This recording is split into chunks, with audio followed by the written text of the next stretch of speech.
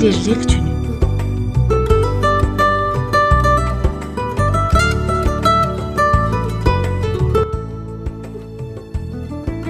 Günəş doğmuşdu. Yalnız mən hələ də yatağımdaydım. Özümdə lirlik duyurdum və okula getmək istəmirdim. Atam çantamı gətirib dedi, qalx, okula gecikərsən. Çantanı al və tez yola düş. Özümü alızlığa vurub dedim, başım çox ağrıyır, okula gedə bilməyəcəyəm. Atamın mənə ürəyi yandı və başıma bir sarıq bağladı.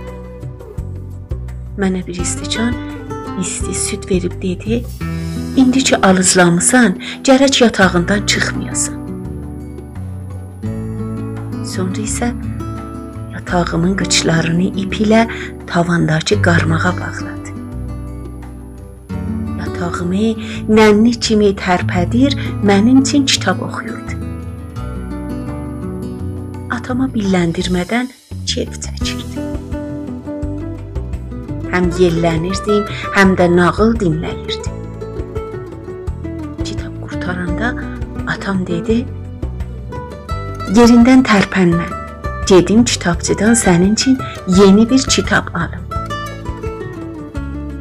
Elə ki atam getdi, qalxıb yenidən tovlanmağa başladım.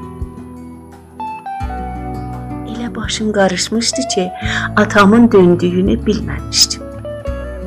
Atam mənim yalandan alız olduğumu düşündü. Acığı tutdu. Acıqlanıb dedi, tez elə, okula yürü.